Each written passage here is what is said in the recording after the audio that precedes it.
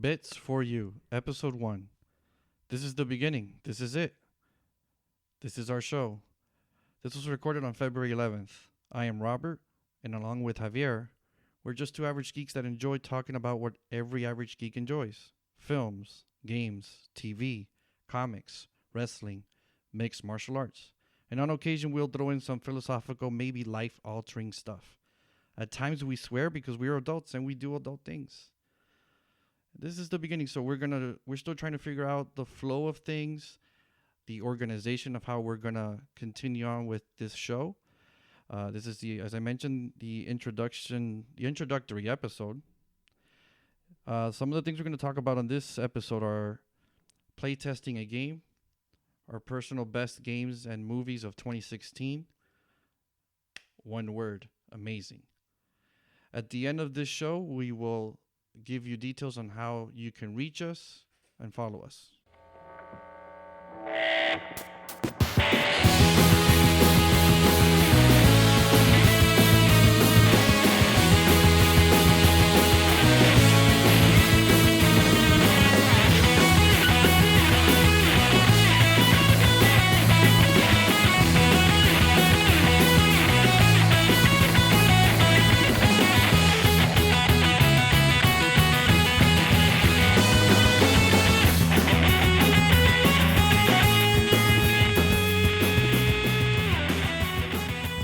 Javier, you want to start this off? Sure. The first topic I wanted to talk about was about the ZeniMax lawsuit over the Oculus Rift.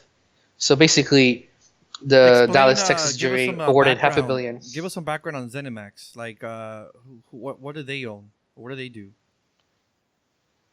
ZeniMax has Bethesda, id Software, and there's a few others, but those are the two I really know. Okay. Under their umbrella, and so they're the parent company of those studios. And this lawsuit is about the Oculus Rift being stolen basically from ZeniMax. Mm-hmm. And the jury found that $500 million should be awarded to ZeniMax from Oculus Rift. So they basically, because they failed to comply with the non-disclosure agreement. So the breakdown is Oculus owns $200 million. Some dude was working at ZeniMax, left, formed. I guess he formed Oculus, and he took source code from ZeniMax. Or yeah, that's one of the. I'm pretty sure it was source code. I don't remember those exact details. Or was he? But basically, he knew something from ZeniMax and took it to Oculus. Oh, okay, I got you. Damn. Now, and because of this guy's fuck up, now fucking they're in a lawsuit for $500 million. Yeah, they won. It's just Oculus is going to, appeal the decision. And I was talking about earlier the breakdowns of the $500 million. Yeah. Oculus is getting awarded $200 million. The cause is for the breaking of the NDA, the non-disclosure agreement. Uh-huh. Oculus also. Another $50 million for the copyright infringement. The former CEO of Oculus owes $150 million, and combined with Oculus and I guess employee named Lucky, each have to pay $50 million. Shit, dude. Lots of money. That's a lot of fucking money. I mean, originally they wanted I think it was for about $4 billion. So this is still a lot of money, but a lot compared to what they wanted. Yeah, that's insane. Oh well, hopefully they don't make this freaking mistake next time, or in the future if they develop something. Yeah, I'm a software engineer, and I can tell you NDAs are stuff you do sign, but usually when you get hired, it's based on your experience. Oh, you have experience with this, so. You do carry some knowledge with you, but they don't expect you to copy example, exactly what you worked on. You used to work at a company, which we don't have to name, but let's say the said company, you mentioned that if you were to create a software or an application while you were employed by them, it belongs to them? Yeah, any code I write for the company, it belongs to them. So I can't just take that code and take it somewhere else, which sounds like what they were accusing here. But I believe a lot of companies in the tech industry are have the same issues with their employees. They like, for example, I think Google was into that not long ago, where employees were being held accountable for developing software while employed at Google. well, yeah, that would be kind of silly to do. Like once you're signed up with somebody, you know, you're only working for them, unless in the agreement you sign with them, you could work on side projects. And usually, if they do allow that, you can work on anything related to what you're working on. Interesting. All right, so we learned that from ZeniMax, what not to do. And how about we go into Netflix having Castlevania? That shit was announced a couple days ago. I've heard about it for years. That they were like maybe 10 years ago, they wanted to make a movie about Castlevania from the guy or the people that made the Resident Evil movies, and I was thinking, man, what a fucking terrible idea. These fucking Resident Evil movies, they're all mostly shit, even though they make shitloads of money. I think the last Resident Evil movie that came out weeks ago, total box office for all, I think it's, what is it, 5 or 6 movies? Combined, they made $1 billion. So they make money worldwide, but took them 6 movies. It takes one Avengers movie to do that. Fucking one Marvel movie makes $1 billion, and these dudes make 6 movies. Well, anyways, with Castlevania, according to this, Netflix revealed that Castlevania Season 1 Part 1 will be arriving this year. They don't have a specific date. They're planning it to be a 4-part season, each episode of approximately 30 minutes.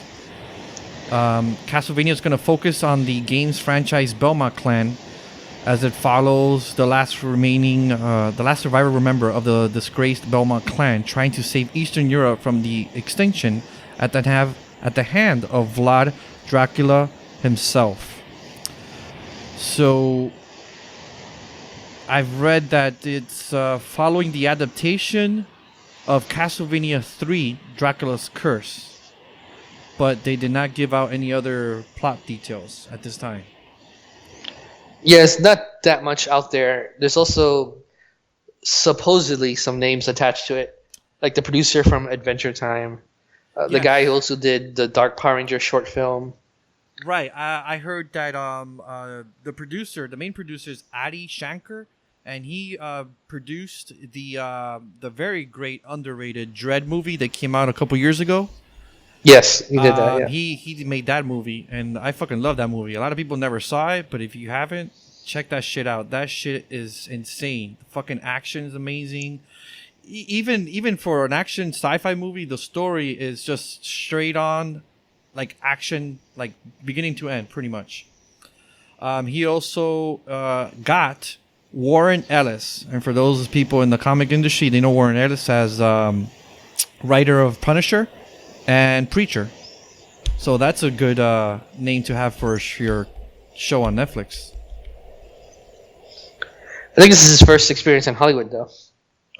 I think Warren Ellis has some hand in the Preacher show that aired on AMC last summer, which is a great fucking show if you haven't seen it. Have you seen it yet? No, I have not seen it. What the fuck are you waiting for? A time. Yeah, I know. So I think that's interesting. And it's gonna be they say it's gonna be R-rated. Actually, to quote the producer Adi Shankar, this series is going to be R-rated as fuck, is what he says. He said it's going to be the best video game adaptation ever, which is, everybody says that when they make a movie into, based on a video game. So we'll see how that goes when this comes out later this year. So what are your thoughts on this? Other thoughts you have on Castlevania? I also read somewhere it was supposed to be like Game of Thrones ish. Yeah, in animated form, like animated Game of Thrones. Yeah, basically. Interesting. Do you know which Belmont is it following? Is it, if it's Castlevania 3, isn't that Trevor Belmont or is it Simon? I'm confused with the history of that. I'm not actually that. I never really followed closely Castlevania. I have a friend who really does, but I never asked him his opinion about it. But that's I'm just excited about it to learn more about it. We'll talk to him if he wants to tell us the history of Castlevania. Yeah, that'd be great. Cool. How about give us a little info? You said you earlier this week you had a playtest. Can you give us some info on that? Yeah, speaking of non-disclosure agreements, that is something I had to sign for any games I playtest. Ah, shit. So you can't give us much info. Right. I can just tell you it was for ZeniMax, and it's one of their games that's not out yet. ZeniMax, I mean, every time you playtest, it's something that's Bethesda? not released yet. Can you say it's Bethesda, or you can't even say that? No. Because, each studio doesn't really have that many games in development. Oh, okay. So you can't give us any details. No, I can just tell you. I could tell you like very generic things, like just to inform people how to sign up for playtesting. Okay. I went to actually how it all started for me is I went to QuakeCon, and they had a booth there for playtesting, and I signed up. So what they do is they collect a bunch of information on people and a ton of people, and then they do based on demographics, they just call you in for playtesting. They do it quite often, almost. They told me about it a few times a month. Depends on what's being developed. And if you're a girl, you have a very good chance of being called pretty often. The last time I went to do playtesting, the girl said she's been called several times because she's one of the very few girls who playtest. I've only done it twice. So each time they make you go through all the paperwork, signing the non-disclosure agreement. And then they finally, once your soul is signed, they then tell you the details of the game and what they want from you. And this particular and they seem to go after women a lot because there's not a lot of women playtesters. No, even when I went recently, it was all men. Wow. But so you playtest for a few hours, for a day or two, and then you discuss with the team. There's like 2 or 3 guys there. They'll want to talk to you about the game, what you liked, what you didn't like. They want you to go into some details.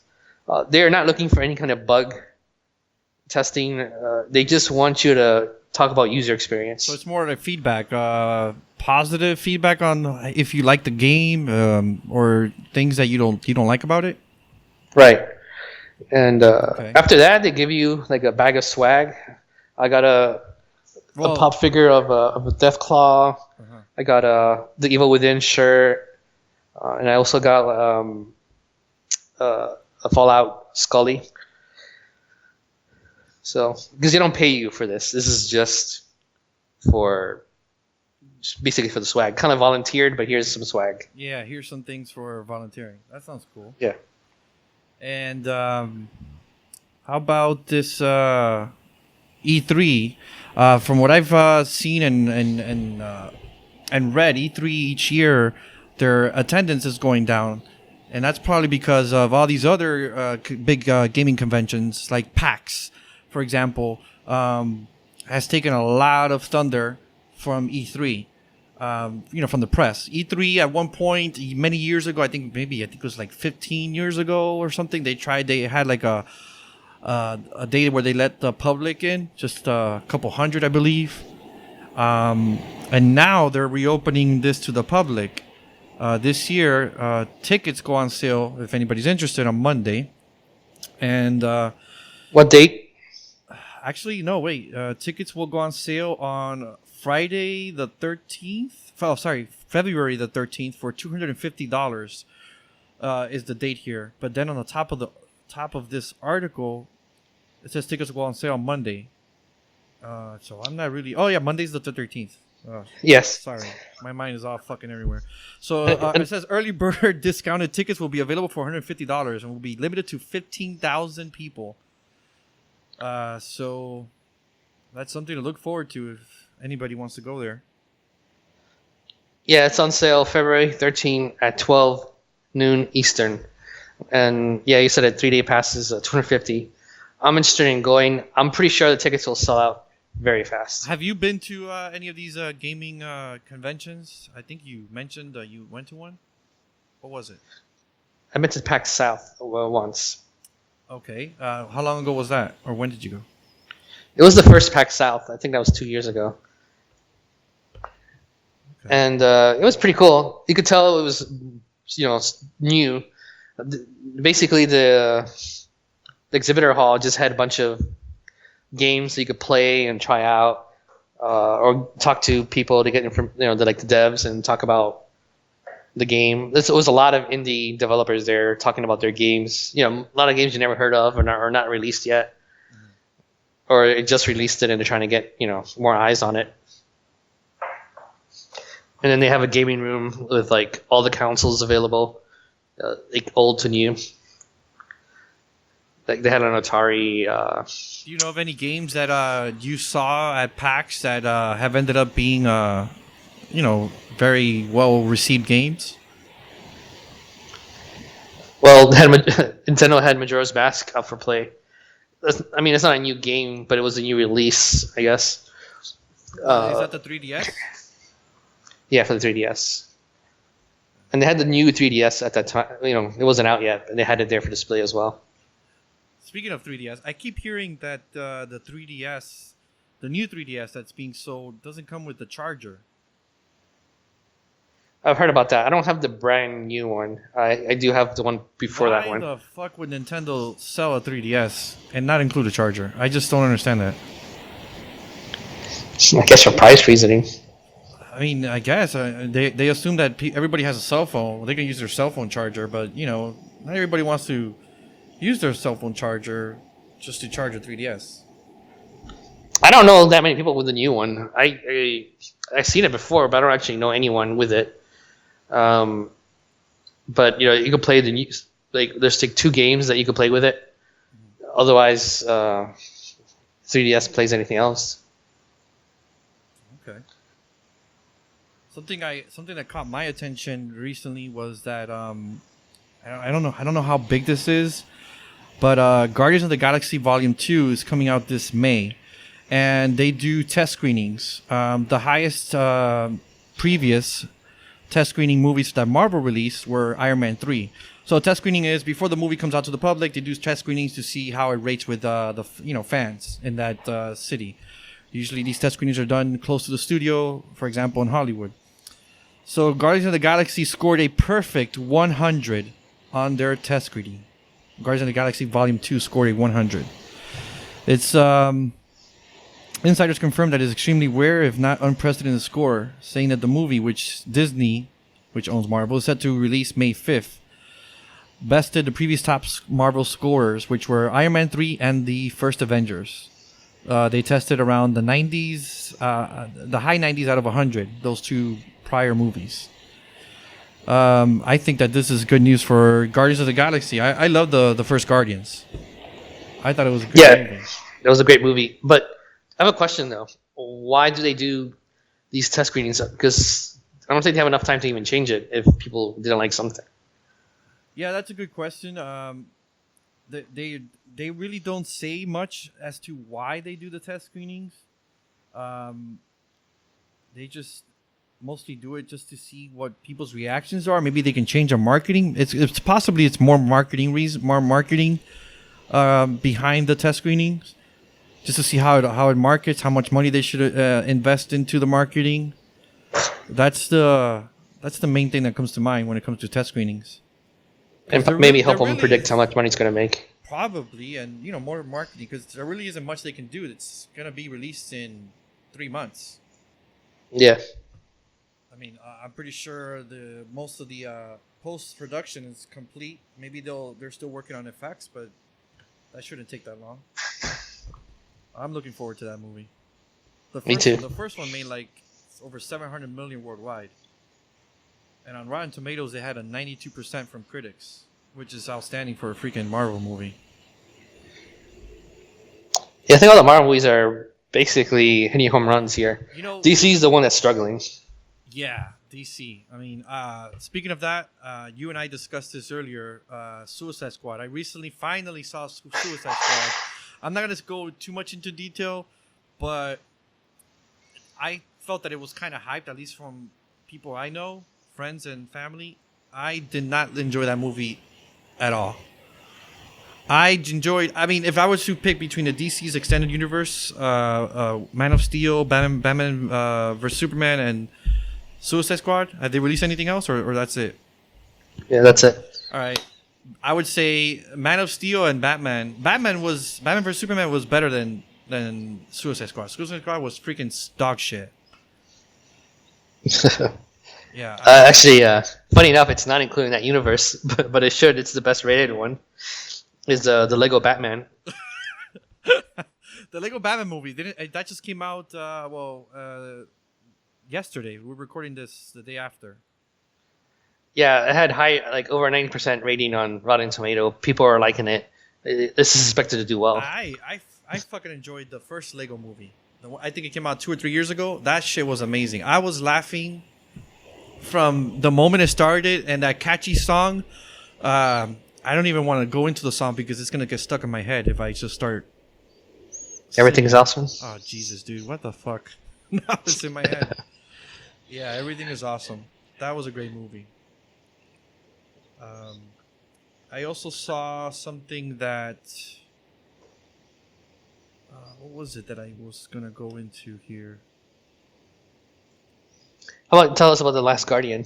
The Last Guardian. Yes. So I finally finished The Last Guardian about a week ago. I thought it was a great game. I read that the sales aren't doing as well. I think when it first came out, the first week sales were like, it reached number 7 in the sales, which is not good for a game that's been, 9 years in development? I think. Well, not technically. I mean, it's been up and down announced 9 years for 9 ago. years. Since PlayStation 3 era. Mm-hmm. And I think 2 years ago, Sony announced it finally was going to release it, but it was going to release on the PS4. And it just finally came out early December. So I finally finished it. I thought it was an amazing game.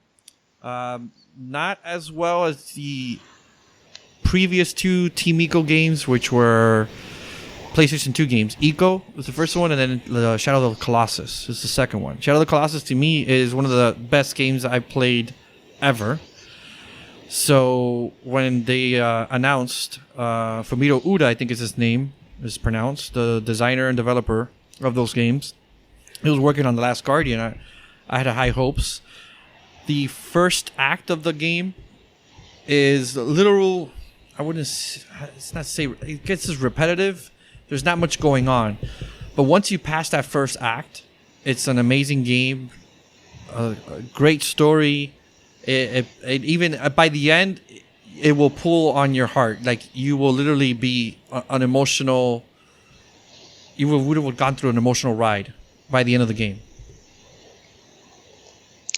You know, just FYI, or maybe you do remember, I'm the one who bought you Shadow of the Colossus like for your birthday. Exactly. Or was it Christmas? Exactly. No, I think it was one of those two. I mean, my birthday's in November, so it's not far away from Christmas. Yeah. Yes. And I, ever since you bought me that game, it's one of my top games ever. Speaking of top games, what about the top games of 2016? Top games of 2016.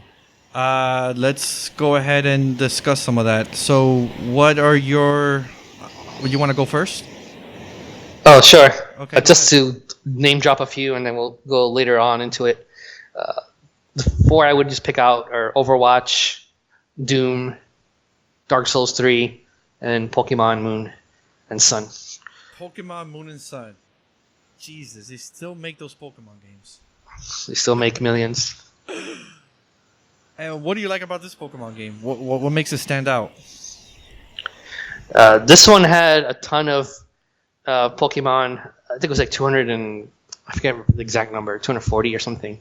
What's going to make it stand out though? The gym system is gone. There's no gyms anymore. You have to face 3. I forget if they're called Guardians or not. No, you have to face like 3 like mega Pokemon. They're not called mega Pokemon, but they're stronger than usual, kind of like a boss. So you have these boss fights, and you have to do it 3 times, and then you finally get to the corner of the island, and you have to challenge him, which is basically like a gym fight. Just 1-on-1. You don't have to go through his You're not spoiling his students or anything anything, like that. Don't give us too many spoilers now. No, this is stuff they even talked about before. So it's different. It's not the usual, and like HMs are not they don't take up space in your inventory. You just have Pokemon that know how to do it, and that's all they do. So you want to fly somewhere, you have a Charizard, and it's not someone you have to capture or make him learn fly. He's just there for you to fly on and go there. So there's a few changes like that are pretty cool. And then, the whole online feature has been vastly improved on as well. Interesting. Not really, because I'm not a Pokemon fan like you are. But I'm sure there's a lot of them out there. I'm sure it's a very high-selling game. Yeah. What was the other game you said? You said Dark Souls 3. Are you currently playing that, or did you already finish it? I'm at the last boss, but I'm kind of late in the game for that one because that came out early last year. Early 2016. I got it for Black Friday and played it. I think it's the best Souls game. Everything just clicks well for me. Most of I don't feel like anything's too cheap. Some bosses are just way overpowered or something like that. Everything felt, like it flowed well and you could do it. Well, the last boss I am actually having a lot of trouble in, but I might just grind some more levels and get back to him. It's funny, in the walkthrough, the guy took care of him like the first try. So, but he's played the game like 3 times already. I like to see most of them in the walkthroughs because this game is really pretty difficult. So sometimes I like to know what's going to happen in the level. Sometimes I try to just keep it as a mystery. But it's really difficult because there are some items you really do not want to miss out on. And to jump in for a second here, compared to Bloodborne, which came out I think a year before, which game do you prefer? Dark Souls 3. Really? Yeah. And because of the reasons you just mentioned? Yeah, I played Bloodborne. I felt like that was even more difficult. Just even the way things are laid out and the UI and the way you heal up and stuff like that. I like Dark Souls 3 better. Bloodborne's a good game. Don't get me wrong, but Dark Souls 3 is my favorite. That's good. What else was on your list? Overwatch. Now, that I've been that playing game, for a while. I have yet to play it, but I hear it's they took the formula of Destiny and improved on it. I don't know about Destiny, but it's a mix of things. People criticize it being pretty close to Team Fortress 2.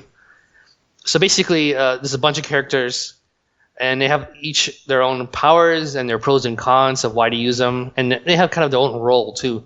Like there's a tank, there's a DPS, there's a support. So you could pick one of those, and there's variations for each category of a character, and it flows really well together. The powers can be game changers. There's great playing modes for it. You can unlock all these treasures by just playing. It's just a load of fun, and just graphically and voice acting, it's all like, A+.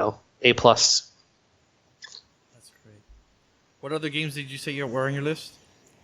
Oh, and then Doom. I like Doom a lot. Even the visuals have changed compared to previous Dooms. This one still had a serious look to it, but a little cartoony. Not too much, just a little bit. And I thought that was very refreshing instead of the very serious look. They tried to keep that classic Doom formula in the new remake or reboot as much as they could.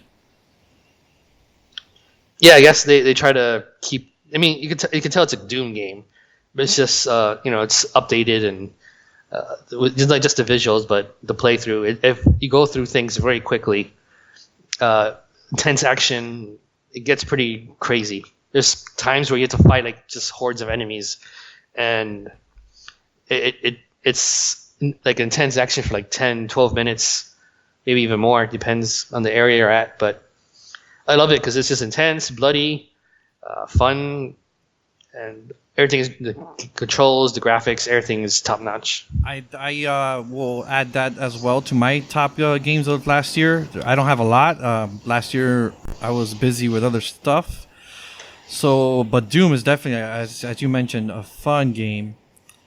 It's just a blast from beginning to end. I hadn't had that much fun in a first-person shooter in ages, and Doom just brought that level of fun back. And they need to make more games of like that. I'm ready for another Doom sequel. Hopefully that's announced soon or this E3, because that game was just fucking amazing. I have another. Oh, I already mentioned The Last Guardian. That's another top game for me for last year. The only other game that I remember playing last year was Uncharted 4. And I'm a big fan of Uncharted series.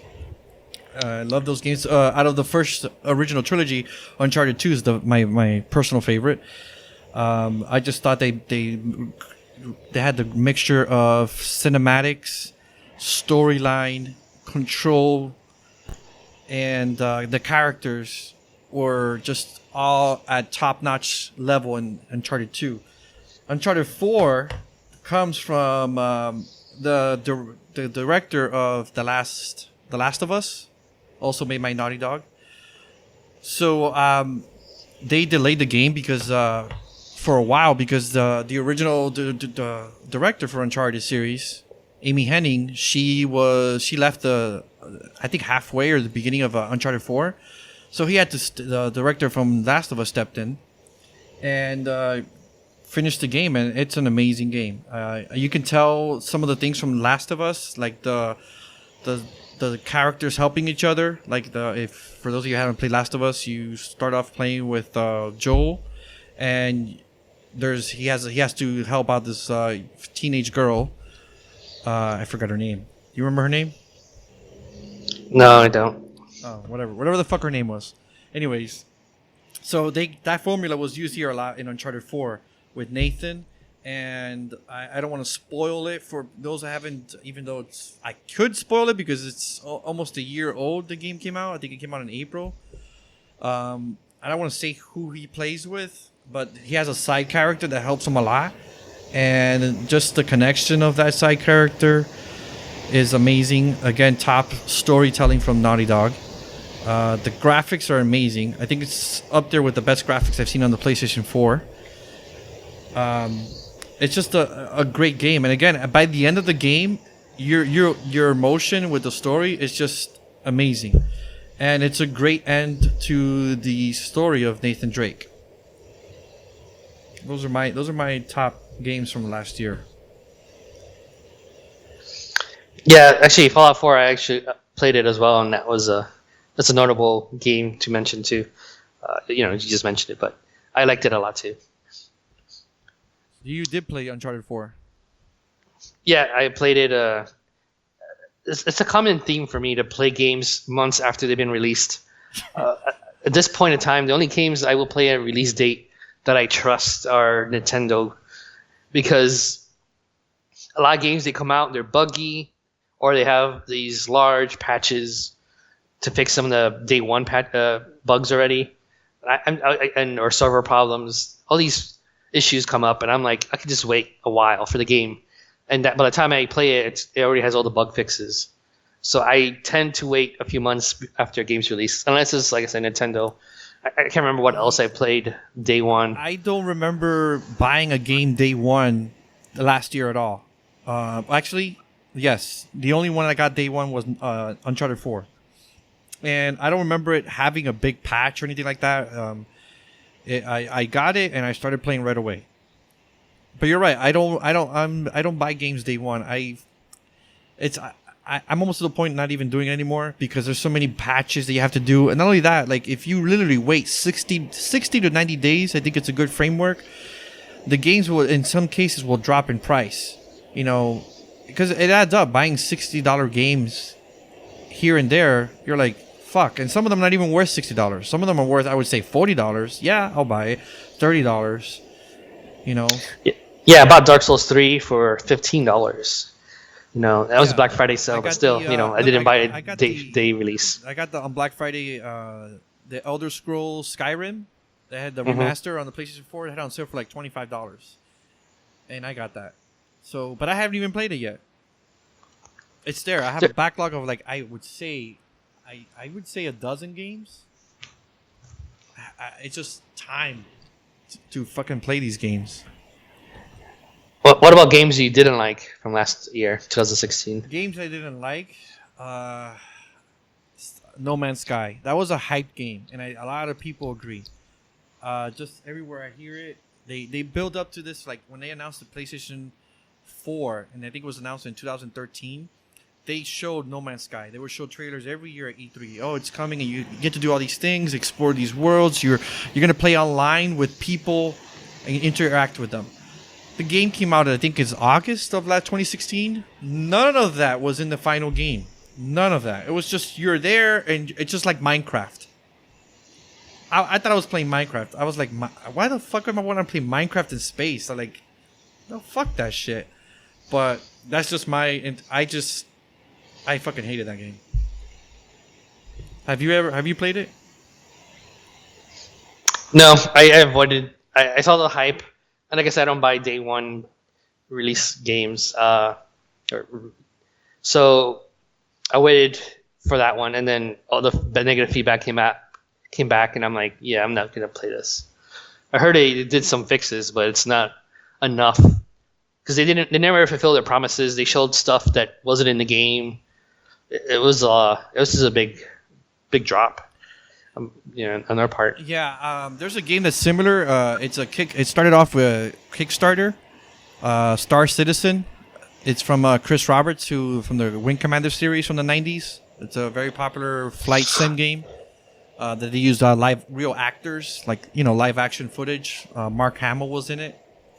Have you heard about Star Citizen? No, I played another Kickstarter game, and that was Mighty Number 9. Mighty Number 9. Okay, that's from the creator of Mega Man. He had some issues with Capcom, and I think he left and made his own studio. He didn't create Mega Man. He was part of it. I think he was a part of the creative team. Yeah. All right. He was a major somebody in the franchise, though. And he was at Capcom for many, many years. Yeah. So I have the game. I have not played it yet. Like, that's one of my backlog games. What did you think of Mighty Number 9? I love Mega Man. It did have some of that feel of Mega Man. Well, mostly did feel like Mega Man. It's just not up to par with what you expect from Mega Man. It was a mediocre game to me and very short. I'm glad it was very short. I might have given up after a while because it was just getting repetitive and just not that fun. If you had a comparison what they said that they were going to release and what you saw, it wasn't as exciting or looked as good. The voice acting was amateur at best, and even when they were doing story stuff, they weren't even moving their lips. It was very it felt very low budget, even though they got millions and millions of dollars. I don't know what they spent it on. But I guess just the salaries of the employees they had, because I don't see it, and I'm not too excited about another release of that game unless they do some vast improvements. I don't even think it did well in sales, to be honest. I don't recall seeing it in the top 5 of the month or top 10 for long. I'm not sure on the sales, but interested in another one unless it's vastly improved. Yeah. Any other games that you thought that it didn't live up to the hype from last year? No, because of the way I purchase games, it's pretty rare for me to play a game that sucks. Mighty Number 7 really was the only one, and that's because it was also I wanted it to play it anyway, even though it was mediocre, but because I'm a Mega Man fan. But I also got it as a gift, so But I still had fun. It's just it's not what we expected. One game that I was looking forward to, it's a mobile game, released on the iOS platform in December, was Super Mario Run. I downloaded it the day it came out, and I had fun playing it, but it just, I don't know, I just didn't think it lived up to all the classic Mario. I was looking for a classic Mario, and it had a mixture of classic Mario, but then it, like, Nintendo's release strategy is like, okay, we're gonna release this game. You only get to play the first 3 levels, and after that, you have to pay $9.99 for the rest of the levels. I'm like, fuck! Like every other mobile game, they charge you like $3, $4, $5 at most. But I would $9.99 for a fucking Mario game. That for the rest of the levels, I just don't see a lot of people doing that. And I researched it, and a lot of people were upset at Nintendo for doing that. What do you think about that? Yeah, I'm not gonna pay $10 for another running game. It's a Mario game, but it's basically a copy of like probably thousands of those type of games on mobile. I like Mega Man. Mega Man. I love Mario, but this is not something I'm gonna go for. Yeah, so that's another game that didn't live up to me. 2016. Let's see here. And what about movies? Did you see any movies that you loved in 2016? And how about movies that you hated? For movies that I loved, I did love the Shin Godzilla release. Came out last year in select theaters in Japanese with English subtitles. I'm a big Godzilla fan, and I liked the movie a lot. It was pretty different from the previous Godzilla movies, but still very respectful to the source material. Yeah, that was a great what about movie. you? I saw the. I had forgotten to mention Godzilla, or Shin Godzilla as it's called. I actually took my fiance, well at the time my girlfriend, and she hates Godzilla movies. She told me, "Don't drag me to see this shit, please." I'm like, "Okay, come on, can you please go with me? I hate going to the movies alone." She agreed. She went with me, and within the first 15 minutes, she was out, completely passed out. I had to make sure that she didn't start snoring and disturb the rest of the audience. But I enjoyed the movie. I thought it was a great reboot of the series. A lot of tributes to the original Godzilla. At first, I was a little off by the introduction to him. It was, I don't want to ruin it for people, spoil it, but it made sense. The music in the first act, like the first 20 minutes, up until when he's destroying the city, was fucking amazing. That soundtrack was spot on for that movie. If those of you are Godzilla fans, or even not Godzilla fans, you guys should check it out. I don't even know when is it coming out. Is it coming out soon? I'm not sure on the release for Blu-ray because it was just a limited release on theaters. I know it'll be eventually released on Blu-ray, but when it comes to those kind of releases, it could take a while. Oh, okay. Any other movies that you enjoyed? Doctor Strange, that's another great one. I agree. Marvel hit it out of the park again. Not a surprise anymore. Again, let's touch on Doctor Strange and Marvel. Marvel and their fucking weak-ass villains. Yeah. They have to do something. Loki is the best one, and that's about it. Loki, that's it. Loki. Everybody's dying for a Loki movie. The actor that plays Loki said he wants to do a Loki movie, but Marvel has this. They're very strict on their schedule. They have a schedule for like the next 4 years mapped out of all the movies they're releasing. They don't have a Loki movie, and everybody wants that. That's the only villain that Marvel nailed and did right.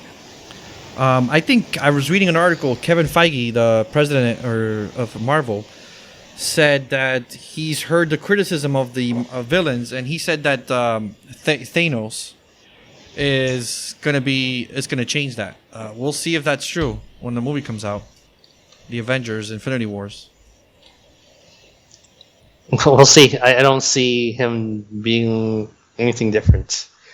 I think they'll spend more time on him, but I don't think it's anything like character development wise. I don't think it's going to go crazy. I just think it's like, okay, I just want to be strong and I love death and stuff like that. I don't think it's going to go like Loki's has more to him. So to me, he just overall he'll be a better villain, but in terms of like strength and action, yeah, Thanos will be better. I believe the Thor 3 is coming out this year, and they've mentioned that Loki is going to be in it. That'll be great. I can't wait to see that. I look forward to that. I think it's coming out at the end of the year. If I'm not mistaken, I heard it's November, but no. That's what usually when they release Thor movies, isn't it? I believe so. I believe the second one was November, 2013. Mm. So, how about anything else that you loved in the cinemas in 2016, or you hated? In terms of hating, I don't think I've hated anything. Suicide Squad, I see it was okay. It's fun, but it has a lot of the same comic book movie problems.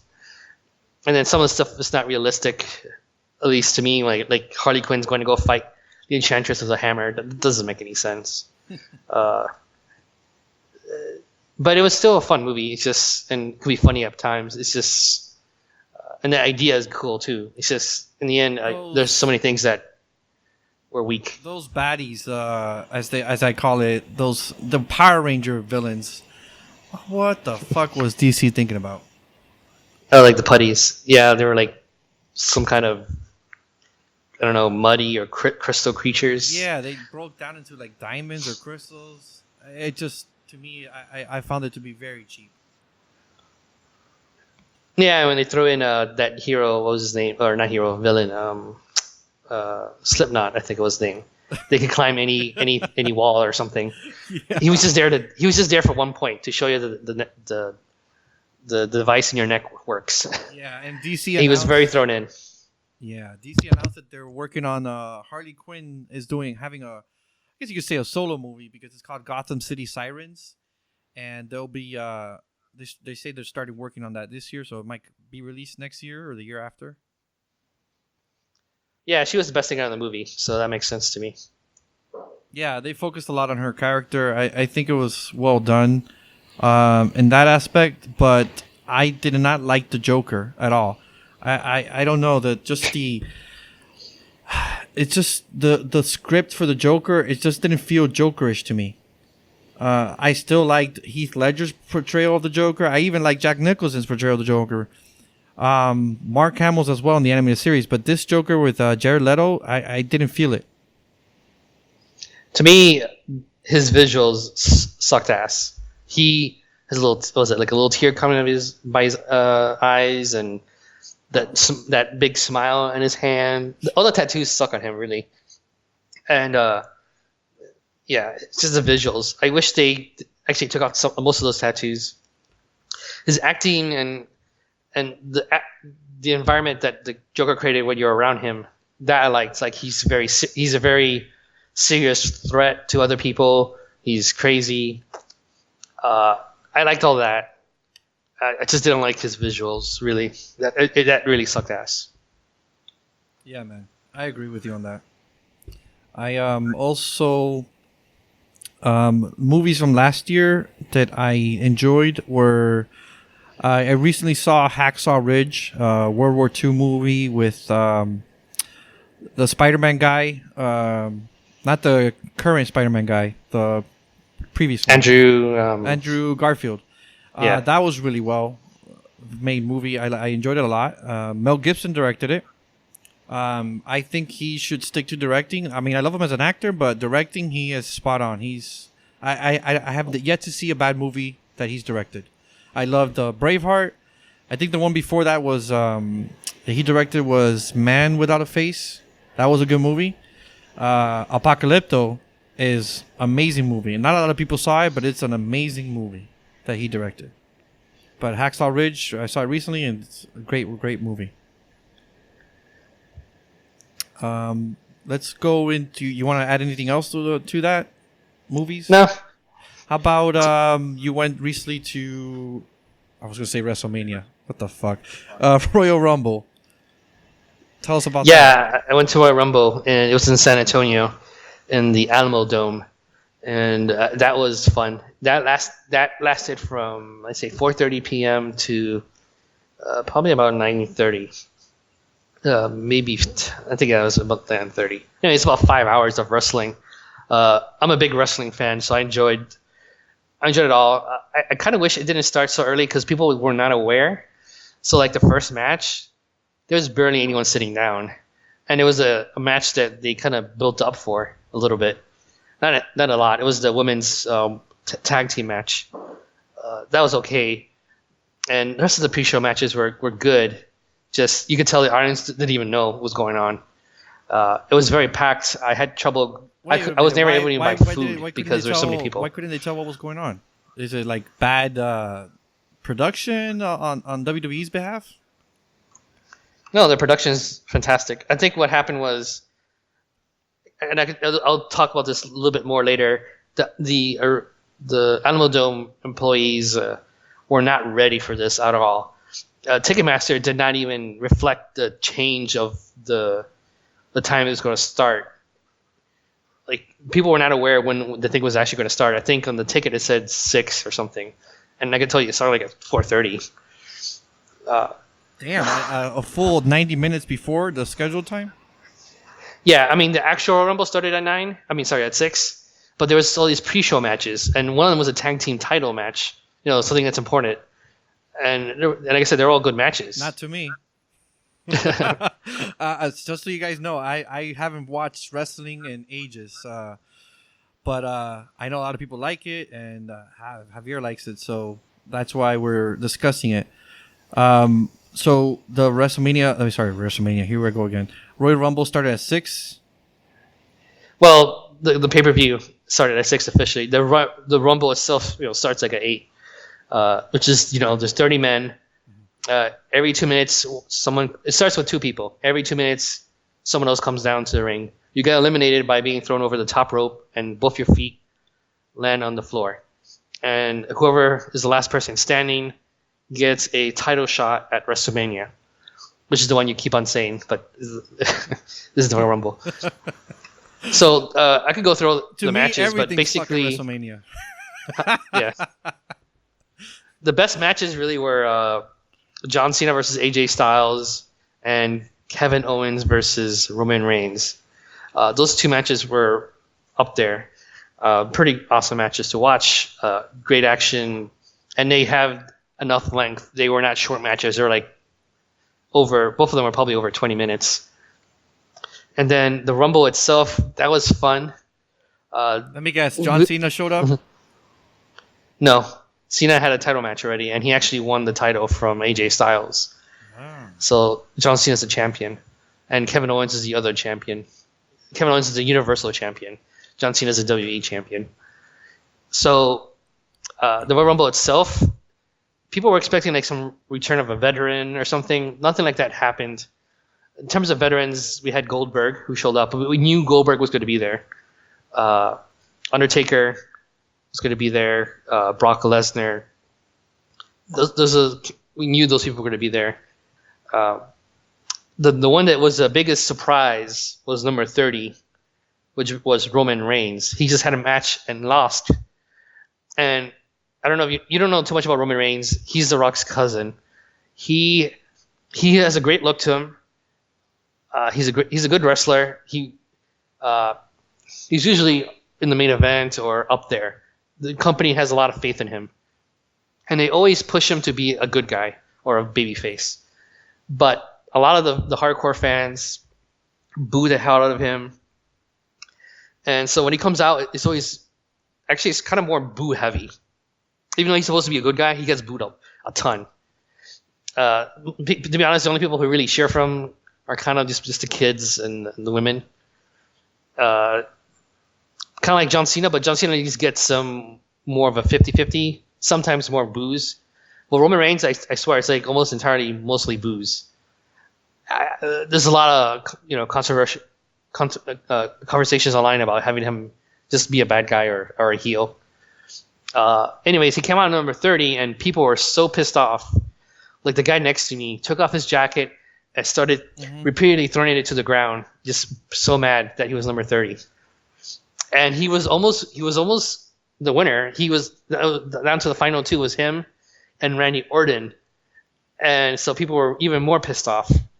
Like, the place was like exploding with anger. And then when Randy Orton eliminated him, everybody was so happy and cheered for Randy Orton. Even Randy Orton's kind of a not recycled, but he's been there, done that. People were hoping for like a newer guy to win. It was still like the fact that Roman Reigns wasn't the winner. People were so happy about. So overall, the experience was great and fun. And just to go back to my earlier discussion about the Animal Dome, people. So what happens is if you sit the first few rows, I think like the first maybe 10 rows or something, there's a customized chair that it's yours. You could take it with you. And there's plenty of people who leave them behind, not realizing that's their chair. So people will come down and take those chairs and sell them online. They sell for a few hundred. Really? Yeah. I was going to go do that, but security was not letting anybody do that. And people have done it before. This was my first time to do this. I've been told that you could do it, and no one's going to complain because those chairs are not the Alamo Domes. Or the arena or whatever. It belongs to WE or the customer who actually bought the ticket. So it's kind of finder keepers lose, finder keepers. So what happened was there were some issues actually that even happened. People left and they came back for it and didn't get their chairs. Or another problem that actually did happen. Well, to finish off the share story, that basically they don't let you take it unless you had a ticket proving that you sat there. And if you left but you wanted to get your chair back, you had to go through this huge line at the gate to get your chair. And anything that was left, the Alamo Dome said they were just going to sell it. So this is like the first time, as far as I know, that Stadium just kept the chairs and wanted to sell it themselves. Anyways, so another thing that happened was why they wanted to do that. Yeah, it was all weird. A lot of people were pissed off about that. The thing that pissed off the people the most was, so the Animal Dome wasn't sold out, and they wanted it to look really good on TV. So the very top level, the nosebleed, they taped it all off. It's all covered in black, and they moved down people. How many people would you say attended? Did they release those numbers? Yeah, it was like I think it was 50,000 or 40. I think it was about 50 or 40. The dome could fill up somewhere in the 60s, and it didn't get to that number, which is fine because usually a Royal Rumble doesn't sell those kind of numbers. Those are the kind of numbers you sell for WrestleMania, not a Royal Rumble. That's what I was gonna say. WrestleMania, you can see those numbers, and even sometimes even more than that. The Royal Rumble has been in this arena before, once when Shawn Michaels won, but. And Shawn Michaels is from San Antonio, but the difference is that the tickets were mad cheap. Like, okay, the front row and the first few rows on the floor, I think all the floor was expensive, but everything else was dirt cheap. It was like $20 or something, or less. They were trying to get families to go, and they even gave out free coupons and stuff. Like, they really tried their hardest to fill that stadium up, and they only got up to like 40,000. Even doing all that, fast forward a few years, and they got to that amount, selling it at regular, kind of a pricey price, for wrestling, that is. So the last thing I was going to mention about that is I mentioned earlier people were moved down, right? And also the floor seating was messed up, and they had to move those people. So you paid money for it, like a front, like a first 10 row floor seat. You were supposed to get your own chair as well. Well, guess what? You were screwed. That wasn't available anymore, even though you already bought that ticket. What? How the fuck can they do that? So I think what happened was, when I got was, the WWE hasn't planned out their their seating, because what they do is they usually have some big display to show off That's just a bad in the middle setup to me. or by the Tridentron, Uh-huh. and that takes up seats.